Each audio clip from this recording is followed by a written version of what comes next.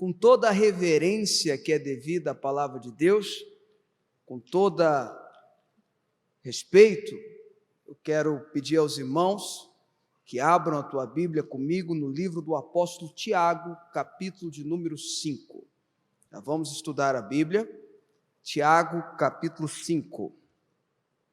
Diz assim a palavra do Senhor: Irmãos, tenham os profetas que falaram em nome do Senhor como exemplo de paciência diante do sofrimento. Como vocês sabem, nós consideramos felizes aqueles que mostram perseverança.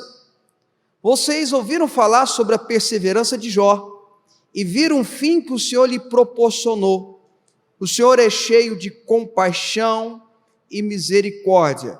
Na Ara, ela traz, na Ara, que é a versão revista e atualizada, Almeida Revista Atualizada, o texto fala assim: Irmãos, tomai por modelo no sofrimento e na paciência os profetas, os quais falaram em nome do Senhor. Eis que temos por felizes os que perseveraram firmes, tendo ouvido da paciência de Jó, e viste que o fim que o Senhor lhe deu, porque o Senhor é cheio de terna misericórdia e compassivo. Diga comigo, glória a Deus, pela palavra de Deus. O apóstolo Tiago, esse aqui é Tiago, irmão de Jesus, literalmente filho de José e Maria. Ele era irmão, portanto, por adoção. Jesus era irmão adotivo dele, carnalmente falando.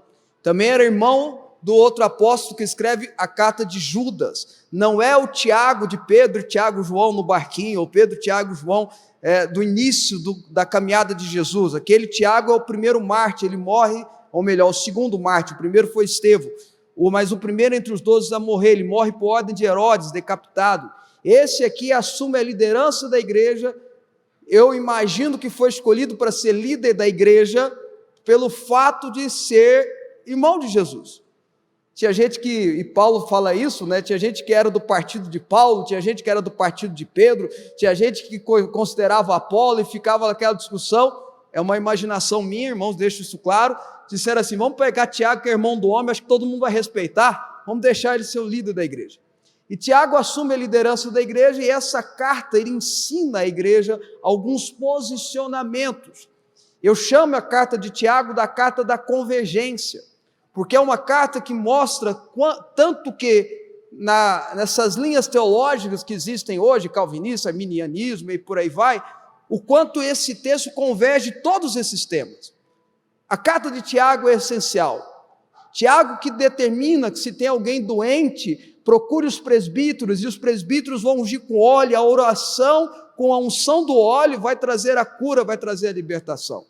Tiago dá orientações para a igreja.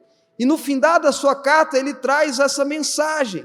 Ele fala que nós temos que ter os profetas como exemplo na paciência, os profetas como exemplo na perseverança, os profetas da Bíblia, do Antigo Testamento, e aqui nós que vivemos no Novo Testamento, no novo momento, também os apóstolos como exemplo, a sua vida como exemplo.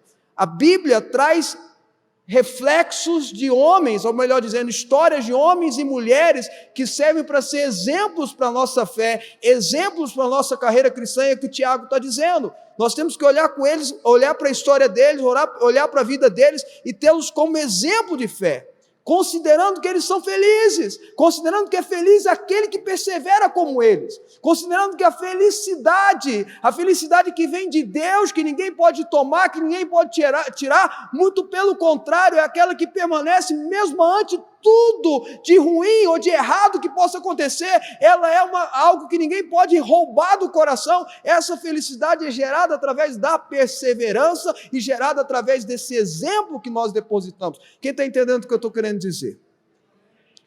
E aí o apóstolo Tiago fala de um dos mistérios mais intrigantes da Bíblia, pelo menos na minha ótica. Sempre me intrigou. Eu que já li Jó várias vezes, inúmeras vezes, eu que já li o livro de Jó, os 42 capítulos de Jó, E nunca entendi por que na tradução Revista Atualizada, que é a mais usual, se usa a expressão paciência de Jó, que virou inclusive um ditado popular. A gente fala um para o outro, olha, você precisa ter a paciência de Jó.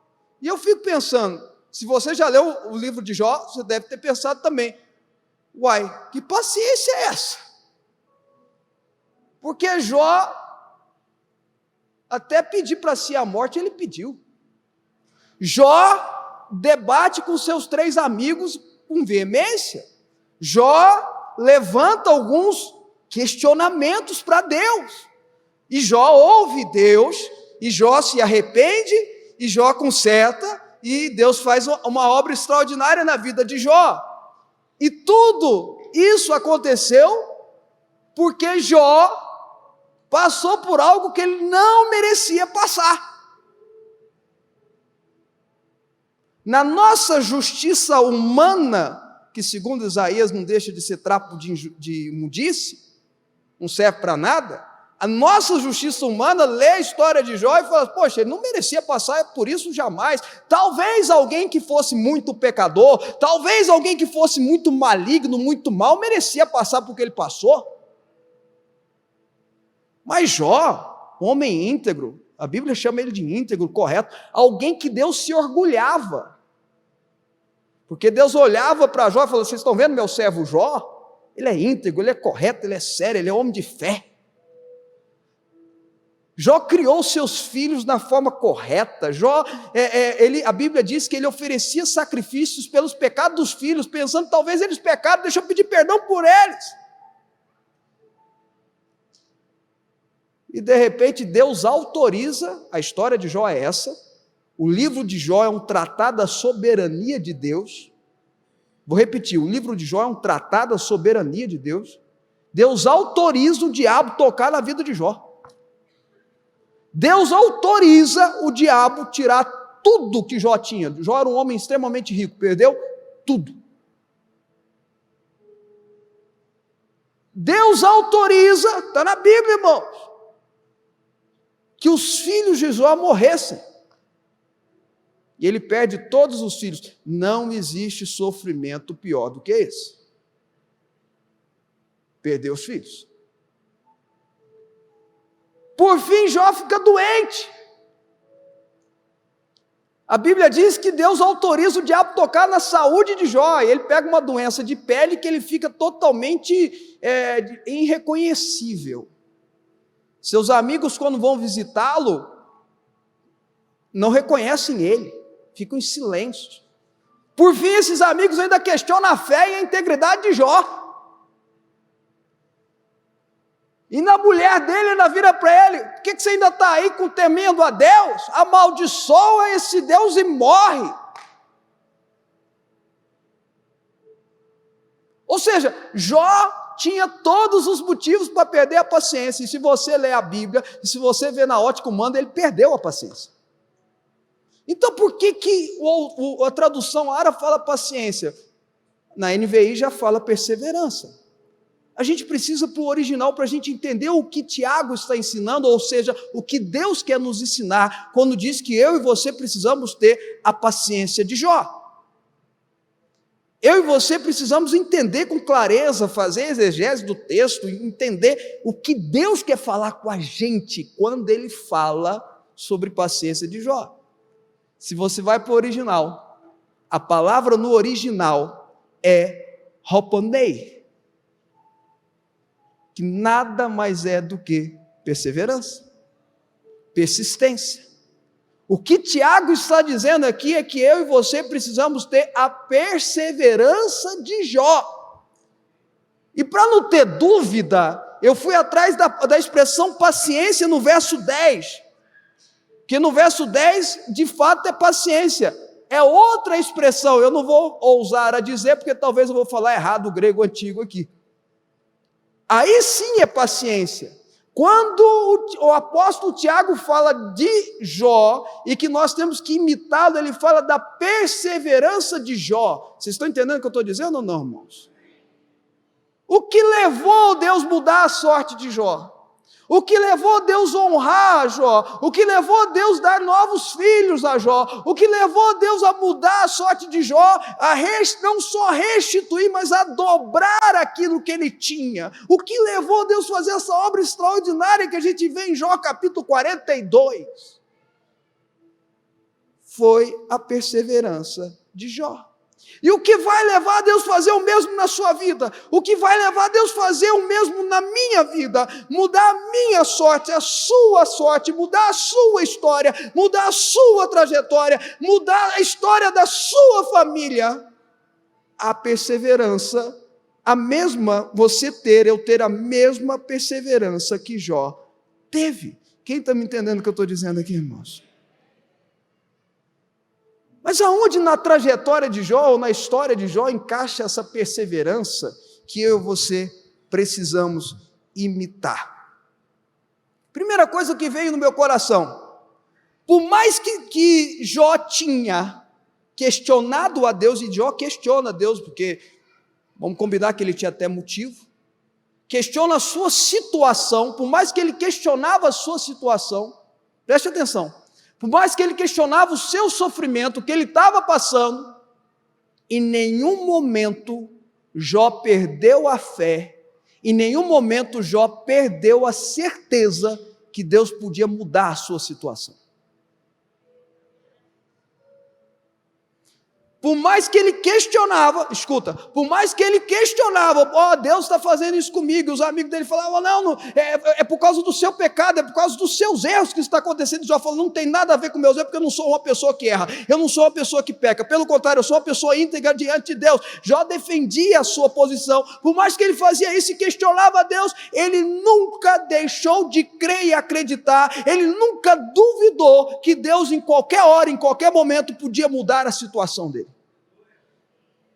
Pelo contrário, um dos textos mais poderosos na Bíblia está no meio de Jó. Ele diz assim, em meio àquele sofrimento todo, em meio àquela discussão toda, em meio àquilo tudo que ele estava vivendo, em meio aos questionamentos daqueles irmãos amigos dele que o questionavam, ele olha para eles e diz assim, eu sei, eu tenho certeza, eu tenho convicção, eu sei que o meu Redentor vive e que em breve se manifestará na minha vida. É o que o salmista fala em Salmo 126, eu criei, mesmo estando sob modo aflito. Mesmo diante dessas aflições todas, eu continuei a crer. Segunda coisa que eu vejo na história é que mesmo ante ao sofrimento, Jó nunca deixou de crer, como eu falei, mas ele também nunca deixou de temer a Deus. A mulher dele mandou ele amaldiçoar a Deus, a mulher dele mandou ele virar as costas para Deus, a mulher dele mandou ele rejeitar a Deus, e se a gente lê o texto, talvez tenha até motivo, na nossa ótica humana, frustrada, pequena, injusta, imoral, caída, adâmica. Porque se Deus faz, é perfeito. Se é sofrimento gerado por Deus, é perfeito. Vocês estão entendendo o que eu estou dizendo ou não? Isso é muito sério. Ele nunca deixou de temer a Deus, ao ponto de, escuta, de se entregar à morte, mesmo que Deus não mudasse a situação dele. É Sadraque, Mesaque e Abidnego diante da fornalha acesa. Vocês lembram? O louco do Nabucodonosor manda que todo mundo deveria adorar a sua estátua de ouro. Sadraque, Mesaque e Abidnego diz, não vamos, nós só adoramos ao Senhor Deus Todo-Poderoso. Quando eles escutam os cânticos, as músicas, que a ordem era que quando ouvissem essas músicas, todos deveriam se dobrar diante da estátua, eles não se dobram. Então denunciam a Nabucodonosor, Nabucodonosor manda prender, trazer os três, e acontece, na minha opinião, a conversa de maior credibilidade de fé da Bíblia.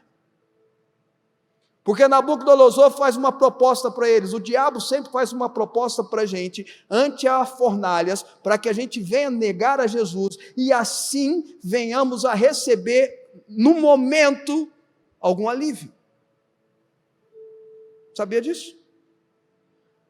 É Senaqueribe na frente de Jerusalém, dizendo: olha, largue esse Deus de vocês e venham comigo, porque o meu rei vai levar vocês a uma terra muito melhor do que vocês estão vivendo. Ele sempre faz uma proposta de alívio. Então Nabucodonosor chega para Sadraque, Mesaque e Abednego e diz assim para eles: se vocês tiverem a intenção, ou mudar a intenção e começar a adorar a estátua, não acontece nada com vocês. Agora, se vocês não fizerem isso, eu vou jogar vocês na fornalha acesa, e vamos ver se o seu Deus vai te livrar. A resposta de Sadraque, Mesaque e Abednego é sensacional. Fique sabendo, ó rei, que se o meu Deus, ou se o nosso Deus quiser nos livrar, Ele vai nos livrar. Se Ele não quiser, nós não iremos dobrar de joelho na estátua. Ou seja, vamos virar churrasquinho. Vocês estão entendendo, irmãos? E vocês conhecem a história maravilhosa. O rei manda amarrá-lo, joga naquela fornalha acesa 7 vezes mais. Quem jogou eles na fornalha morreu queimado. De repente o rei está achando que venceu a batalha. Às vezes Nabucodonosor, o diabo, acha que está vencendo a batalha. Mas dá uma olhada, não tem mais 3 ali amarrados, tem 3 livres. E não é só 3, é 4. E esses 4 estão andando lá dentro. E o rei diz assim: e o quarto é semelhante ao filho dos deuses. Sabe o que aconteceu com Sadraque, Mesaque e Abednego? Uma teofonia de Jesus no Antigo Testamento. Jesus entrou na fornalha com Sadraque, Mesaque e Abednego e não deixou que o fogo atingisse a eles. Jó da mesma forma. Ele fala: pode me levar, Deus. Eu sei, se o Senhor não me curar aqui, eu vou ser curado aí em cima. Eu quero viver com o Senhor. Vocês estão entendendo o que eu estou falando ou não? Quem está comigo, diga amém aí. Amém.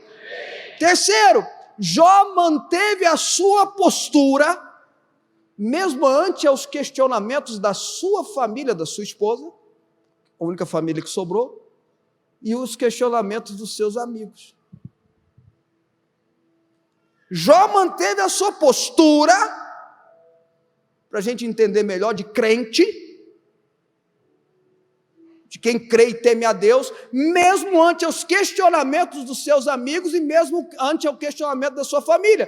Tem gente que não aguenta 2 minutos de questionamento de amigo, tem gente que não aguenta 2 minutos de questionamento de familiar, tem gente que não aguenta 2 minutos de questionamento de colega e já entra no jogo dele e se desvia, pelo menos nas palavras ou na intenção, dos caminhos do Senhor. Jó manteve-se, olha, aquela discussão de Jó e os amigos dele foram dias. Jó manteve a sua integridade, o seu temor a Deus, a sua crença. Ele se manteve íntegro, mesmo ante aos questionamentos dos seus familiares, mesmo ante aos questionamentos dos seus amigos. Isso é perseverar em Deus, isso é ter a perseverança de Jó. Ah, por que você está indo na igreja? Está dando dinheiro para pastor? Ah, por que você está crendo nesse Deus aí? Vai acontecer alguma coisa? Você acha que você está ficando doente? Deus não é Deus de cura?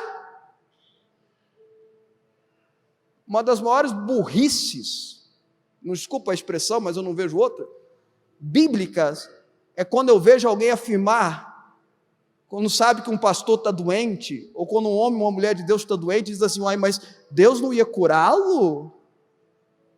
O cara nunca leu a Bíblia, para ver como que os apóstolos, os profetas, o que eles passaram na vida deles. Em nenhum momento o Senhor Jesus prometeu que seríamos imunes a enfermidades. Ele prometeu que ia levar a nossa enfermidade sobre si. É diferente. Vocês estão entendendo o que eu estou falando ou não, irmãos? Ele manteve-se íntegro mesmo ante os questionamentos dos seus familiares, dos seus amigos. E eu vou dizer uma coisa para você: os amigos de Jó falaram verdades. os amigos de Jó falaram verdade, mas aquelas verdades não se encaixavam na vida de Jó, mas eles falaram verdade. Entenda, irmãos, tem muita gente que ministra a mensagem correta, não sendo pessoas corretas.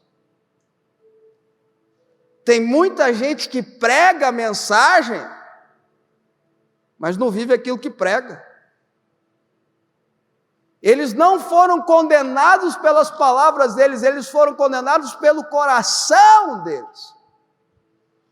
Não é à toa que Jesus diz que alguns chegarão diante deles no julgamento e dirão: eu expulsei demônio em teu nome, eu curei enfermos em teu nome, eu preguei a palavra para muita gente, eu pregava em grandes conferências, eu pregava para milhares de pessoas na internet no seu nome, e sabe qual vai ser a resposta de Jesus para eles? Apartai-vos de mim, que eu não vos conheço. Os amigos de Jó falaram verdades que nós declaramos hoje como palavras da Bíblia, porque são palavras da Bíblia. Se projetares alguma coisa, ela te sairá bem, e a luz brilhará em seu caminho. O seu estado, o secundário será maior do que o seu inicial. Isso tudo foram amigos de Jó que disseram, e a gente declara como se fosse Bíblia, porque é palavra de Deus. O problema deles não era o que eles falaram, o problema deles era o coração deles. Posso ir mais fundo? Murmuração e reclamação espiritualmente tem uma diferença. A murmuração é pecado. É quando eu reclamo, negando que Deus pode ou vai fazer algo na minha vida. E quando eu reclamo, substituindo ou querendo substituir aquilo que Deus tem para a minha vida.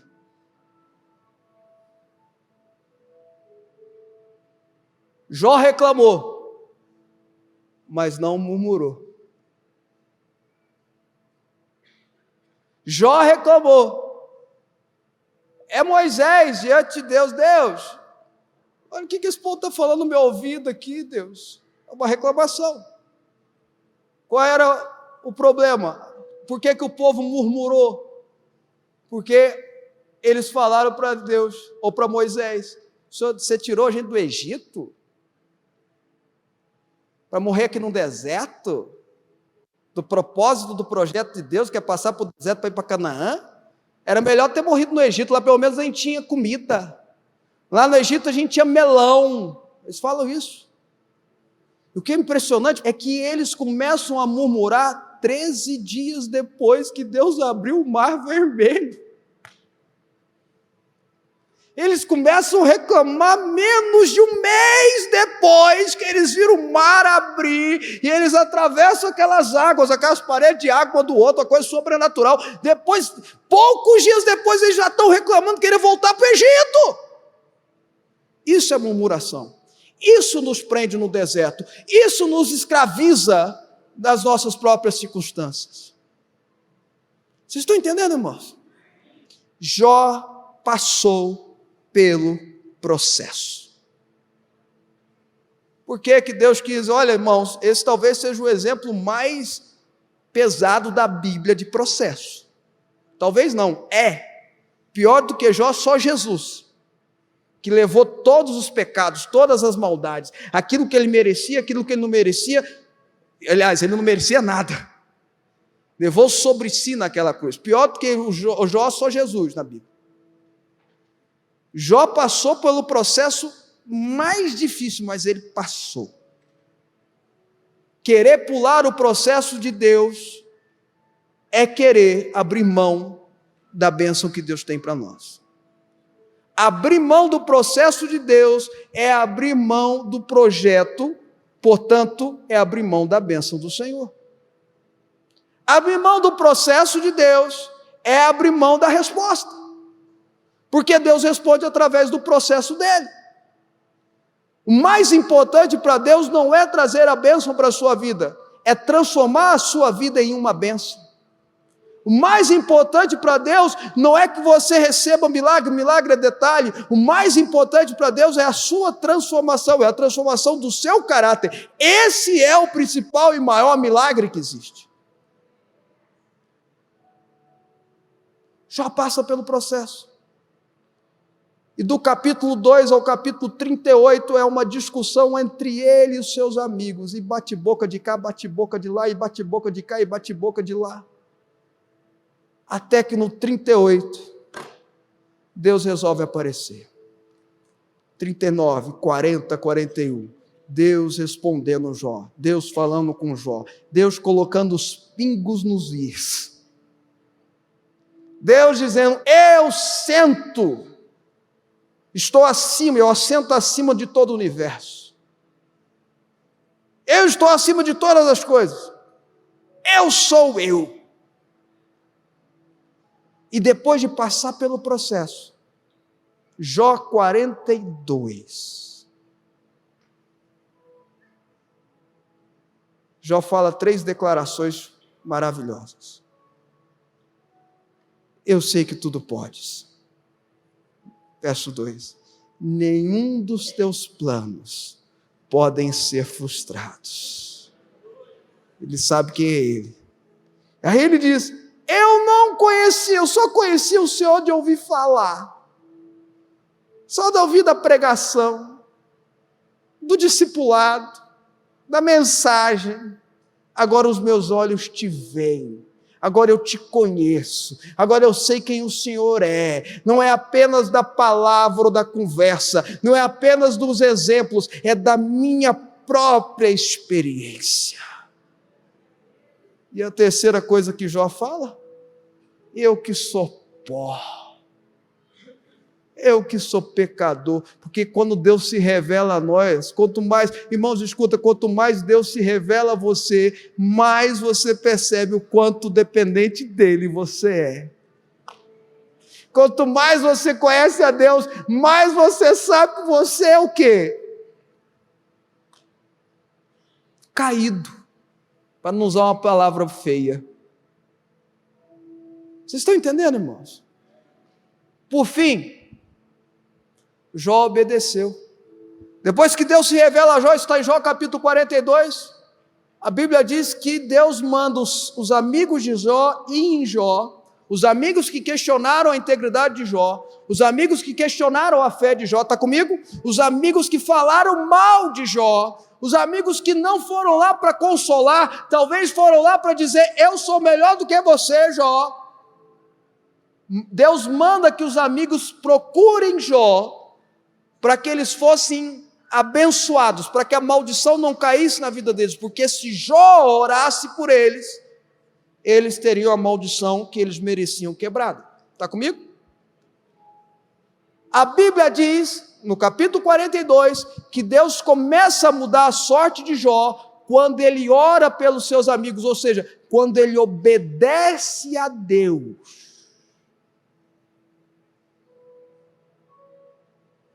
Irmãos, nós estamos vivendo num tempo onde o cristão, o crente, gosta de música de vingança.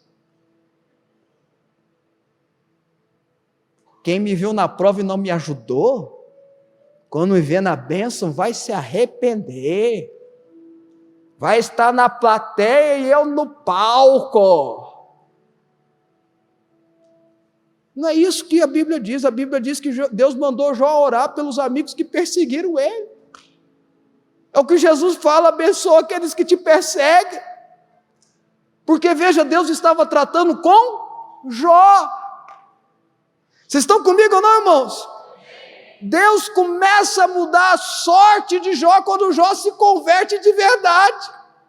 Quando ele obedece a Deus, eu obedeço a Deus. Eu tinha atos de religiosidade, eu fazia sacrifícios de religiosidade. A partir daquele momento eu obedeço a Deus, eu passo a orar por aqueles que me perseguiram.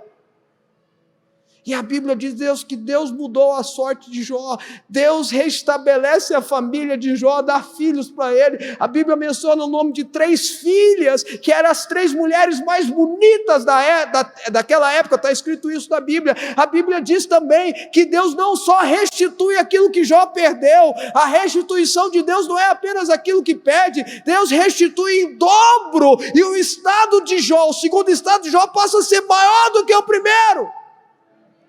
E Jó morre em ditosa velhice. Deus curou Jó, não só no seu corpo, mas na sua alma, não só na sua alma, mas no seu espírito. Deus transformou a situação financeira de Jó de fracasso a bem-sucedido e próspero, que a Bíblia diz que ele se tornou a pessoa mais próspera da região. Deus transformou, curou o físico dele, mas transformou o casamento dele. Porque não diz que ele abandonou a mulher dele não, tá, irmãos? Deus restaura o casamento dele, porque ele tem filhos. Veja a obra que Deus faz na vida de Jó. E tudo começou quando ele obedece a Deus. Depois que ele passa pelo processo. Depois que ele entende que Deus,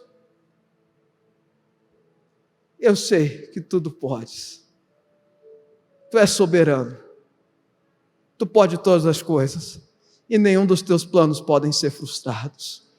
Depois que ele diz, eu antes só ouvia de falar, agora eu tenho intimidade contigo, agora eu tenho relacionamento contigo, agora eu te conheço. Sabe, irmãos, muitas das vezes o sofrimento que a gente passa é para gerar relacionamento e intimidade com Deus. Porque se você não passar pelo sofrimento, tu não vai orar. Se você não passar pelo sofrimento, você não vai fazer campanha de oração, pelo contrário, você não vai vir na igreja. Eu falo, irmãos, as pessoas, eu falo e tem crente que duvida. Eu falo, sofrimento é o maior evangelista que existe. Se eu perguntar, 80% das pessoas que estão aqui hoje vieram para a igreja por causa de sofrimento. E aqui encontraram não só a solução para o sofrimento, mas encontraram Jesus, encontraram a fé e por aí vai. Eu posso dar o melhor curso de teologicamente falando, de oração, de intercessão aqui, com todos os versículos bíblicos, com toda a escatologia, com toda a hermenêutica, com toda a exegese sobre intercessão e oração aqui, e o pessoal vai ficar impressionado. Vou falar do grego antigo, do aramaico, mas o que vai ajudar você a aprender a orar é sofrimento, irmão. O curso não vai te fazer orar não, mas passa por problema para você ver. Quer mais? Sabe quando você aprende realmente a orar? Quando você tem filho.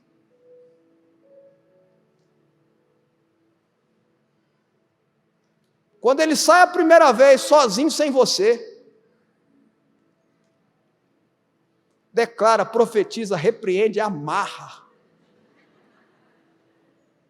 Clama, misericórdia, sangue de Jesus. O menino volta, a menina volta, aconteceu nada, ainda zomba de você, e você ainda faz assim. Obrigado, Jesus, obrigado, Senhor. Obrigado. Sofrimento faz a gente ter intimidade com Deus. Jó agradece, hoje eu sei quem tu és. Vocês estão entendendo, irmãos? Aprenda, eu termino agora de verdade. Aprenda o que Deus quer te ensinar no processo, o mais rápido possível, porque se você não aprender, enquanto você não aprender, você vai continuar no processo. O segredo é perseverança de Jó. Tiago ensinou, a Bíblia ensinou, nós precisamos ter a perseverança de Jó. Eu e você precisamos ter a perseverança de Jó. Amém? Deus vai mudar a sua sorte. Deus vai mudar a sua sorte. Deus vai mudar a sua família, a sua casa. Deus vai restituir tudo aquilo que você perdeu ou foi roubado de você. Deus vai não só restituir, mas vai dar em dobro para a sua vida. Então passe pelo processo.